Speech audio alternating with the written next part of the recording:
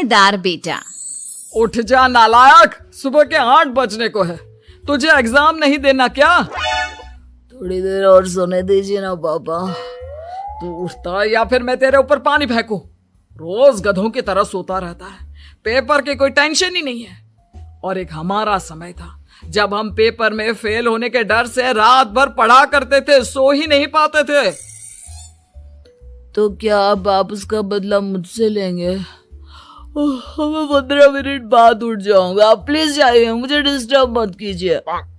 इतना कहकर रौनक रजाई ढककर फिर से सो जाता है। तू ऐसा नहीं मानेगा, रुक मैं अभी पानी लेकर आता हूं। बस फिर क्या था, इतना कहकर वो भागते हुए बाथरूम में जाते हैं और पानी की एक बड़ी सी बाल्टी लाकर रौनक के ऊपर फेंक देते हैं।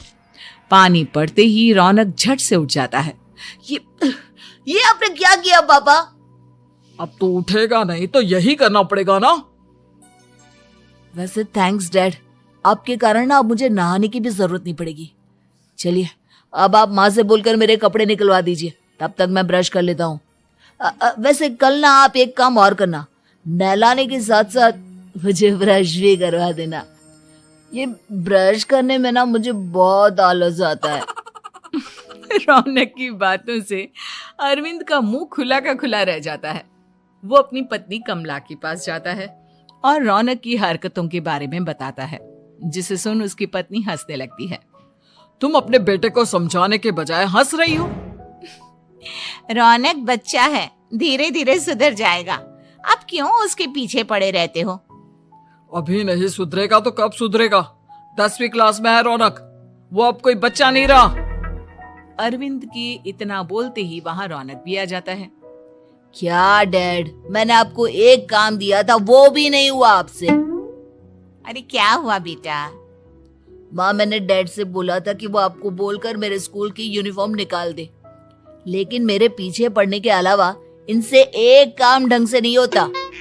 देख रही हो कमला, देख रही हो अपने लाडले को? अरे आप चुप रहिए जी। चलो बेटा, मैं तुम्हें कपड़े निकाल कर दे देती हूँ। बस ऐसे ही साल पर साल बीतते जाते हैं, लेकिन रौनक के रवैये में कोई बदलाव नहीं आता। वो पहले से भी ज्यादा आलसी और पूरी तरह अपने माता पिता पर निर्भर हो जाता है। 2 साल बाद पता नहीं कहाँ गायब रहता है पूरे दिन, अब तक तो आ जाना चाहिए था। अरे आप इतनी फिक्र क्यों कर रहे हैं उसकी? दोस्तों के साथ खेल रहा होगा, आ जाएगा अभी। ये कोई टाइम है खेलने का? 10 बजने वाले हैं, इतनी रात में कौन खेलता है? कमला कुछ कहती उससे पहले ही रौनक वहां आ जाता है। मम्मी जल्दी से खाना लगा दो, बहुत भूख लग रही है। तुम्हें तब तक खाना नहीं मिलेगा जब तक तुम बता नहीं देते कि इतनी रात गए कहां से आ रहे हो। ओ प्लीज डैड, अब आप एसी पे प्रद्युमन बनकर मेरे सर पर बंदूक लेकर मत बैठ जाना। अपनी फालतू की बकवास बंद कर और बता कहां से आ रहा है। माँ अब समझाइए ना डैड को।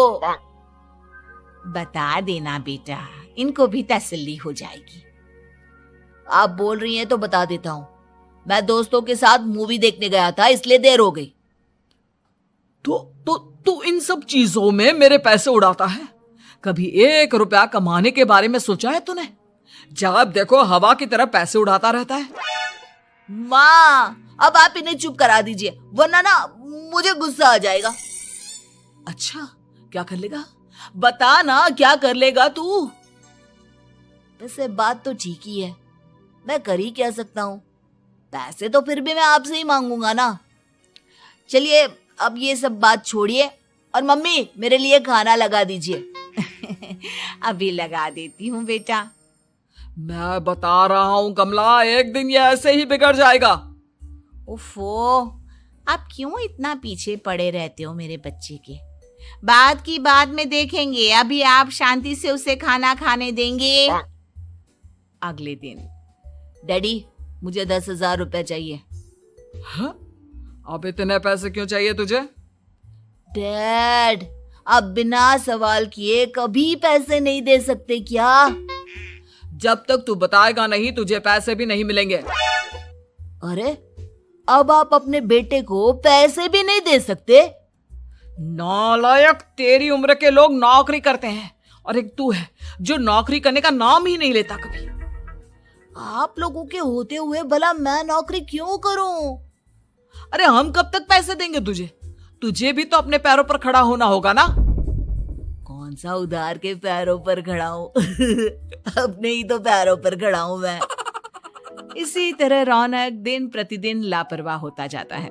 उसकी लापरवाही को देखते हुए अरविंद और कमला अपने बेटे की शादी कराने का फैसला लेते हैं और 1 महीने के अंदर अंदर ही रौनक की शादी मेघा नाम की लड़की से करा देते हैं। शादी के कुछ दिन बाद, रौनक, मुझे एक अच्छी सी साड़ी चाहिए, आप ला दोगे ना? हाँ, क्यों नहीं। कितने तक की आती है साड़ी? यही करीब 5,000 तक की। तुम चिंता मत करो, मैं आज ही डैडी से पैसे मांगकर तुम्हारे लिए साड़ी ले आऊंगा। आप कब तक ऐसे ही अपने पापा से पैसे मांगते रहेंगे? कोई अच्छी सी नौकरी क्यों नहीं कर लेते आप? अरे डैड के होते हुए मुझे नौकरी करने की जरूरत ही क्या है? पर आप ऐसे कब तक उनसे पैसे मांगते रहेंगे? कुछ आपको अपने दम पर भी तो करना होगा ना।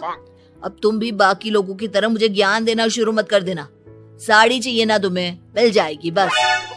इतना कहकर रौनक अपने पिता से पैसे मांगने चला जाता है। डैडी, मुझे 5,000 रुपया चाहिए। अब 5,000 क्यों चाहिए तुझे? वो मेघा को साड़ी चाहिए थी। अरविंद आगे बिना कुछ कहे चुपचाप उसे पैसे निकाल कर दे देता है। कुछ दिन बाद, तुम्हें नहीं लगता कमला, रौनक हम पर पहले से भी ज्यादा डिपेंड हो गया है?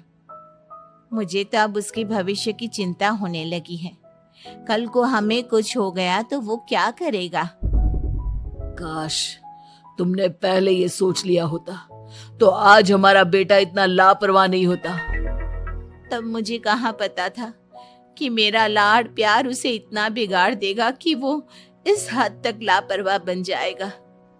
कोई बात नहीं, अभी भी देर नहीं हुई। मुझे पता है उसे कैसे सुधारा जा सकता है। कैसे? अरविंद कुछ कहता उससे पहले रौनक वहां आ जाता है और पैसों के लिए हाथ फैलाने लगता है। डैड, मैं और मेघा बाहर घूमने जाना चाहते हैं। अरे वाह, ये आज सूरज कहाँ से निकला है? Dad please. अच्छा चलो अब मुद्दे की बात करो। मुझे अब 25,000 चाहिए। अब तुम्हें 1 रुपया भी नहीं मिलने वाला। अगर तुम्हें पैसों की इतनी ही जरूरत है तो कोई ढंग की नौकरी कर लो। मम्मी, आप कुछ कहिए ना डैड को। बेटा, वो गलत क्या बोल रहे हैं? ये सब हम तेरे भले के लिए ही तो कर रहे हैं। मम्मा, मैंने बताया ना आपको, मुझे नहीं करनी कोई जॉब वॉब। तो ठीक है, निकल जाओ हमारे घर से। तुम्हारे जैसे लोगों के लिए मैंने ये घर खड़ा नहीं किया है। जितना ये घर आपका है ना, उतना ही मेरा भी है। मैं कहीं नहीं जाने वाला। जाना तो पड़ेगा ही तुझे, क्योंकि अब मैं तेरा कोई भी खर्चा नहीं उठाने वाला। ठीक है, मत उठाइए मेरा खर्चा, मैं अपने दम पर भी जी सकता हूँ। तो बेशर्मों की तरह अब तक यहाँ क्यों खड़ा है? अपना सामान ले और निकल जाए यहाँ से। रौनक पैर पटकते हुए वहां से चला जाता है। घर से निकालना जरूरी है क्या उसे? बिना पैसों के कौन रखेगा उसे किराए पर? अगर उसका भविष्य सुधारना है तो हमें अपने दिल पर पत्थर रखकर ये कदम उठाना ही होगा। दोनों बात कर रहे होते हैं कि रौनक अपनी पत्नी के साथ एक बड़ा सा बैग लेकर घर से निकल जाता है, लेकिन घर से बाहर उसे कोई भी मुफ्त में अपने घर किराए पर नहीं रखता। अंत में थक हार कर वो फिर से अपने घर चला जाता है। क्या हुआ? थोड़ी देर पहले तो दहाड़ते हुए घर से निकला था, अब क्या हुआ? नहीं रखा ना किसी ने तुझे किराए पर? डैड प्लीज, मैं कुछ दिनों में कोई अच्छी सी नौकरी शुरू कर दूंगा। आप तब तक तो हमें रख लीजिए प्लीज। सुबह से रात हो चुकी है लेकिन कोई हमें रखने को राजी नहीं है। अब आप ही बताइए, इतनी रात को मैं मेघा को लेकर कहाँ जाऊंगा? ठीक है, बहू की वजह से मैं तुझे घर पर रख रहा हूँ, लेकिन तू इस घर में एक बेटे की नहीं बल्कि एक किराएदार की हैसियत से रहेगा। 3 महीने है तेरे पास। इन 3 महीनों के अंदर अंदर मुझे तेरी पहली तनख्वाह हाथ में चाहिए, समझ गया?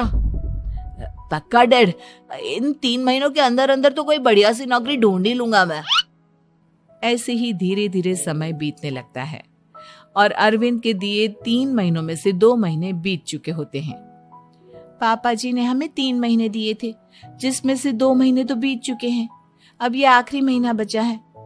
अरे तुम चिंता मत करो, आज मेरा ना 2 जगह इंटरव्यू है, दोनों में से कहीं ना कहीं तो जॉब लग ही जाएगी। अच्छा, all the best. Raunak interview के लिए निकल जाता है, जिसके बाद शाम में रौनक घर आता है। कैसा गया इंटरव्यू? आपकी नौकरी लगी या नहीं? अरे पहले सांस तो ले लेने दो अच्छे से। बताइए ना, मुझसे तो जरा भी इंतजार नहीं हो रहा है। वो दरअसल बात यह है कि मेरी नौकरी तो लग चुकी है, लेकिन पैसे बहुत कम है। कितने पैसे हैं? 15,000। इतने में अरविंद और कमला मिठाई का डिब्बा लेकर आ जाते हैं। बधाई हो बेटा। हम जानते थे तेरी जॉब जरूर लगेगी। लेकिन मेरी सैलरी बहुत कम है मम्मा। कम है तो क्या हुआ, धीरे धीरे बढ़ जाएगी। हाँ बेटा, हम तो बस चाहते थे कि तू अपने पैरों पर खड़ा हो जाए। मतलब अब आप मुझे घर से नहीं निकालेंगे? नहीं, ये सब हमने तुझे जिम्मेदार इंसान बनाने के लिए किया था। Thank you mummy papa. अगर आप दोनों ऐसा नहीं करते तो मुझे कभी अपनी जिम्मेदारियों का एहसास तक नहीं होता। आज आपने मुझे सिखा दिया कि इंसान का अपने पैरों पर खड़ा होना भी जरूरी होता है। इतना कहकर रौनक झट से अपने माता पिता के गले लग जाता है और अपनी कमाई की पहली तनख्वाह वो अपने माता पिता के हाथ में सौंपता है।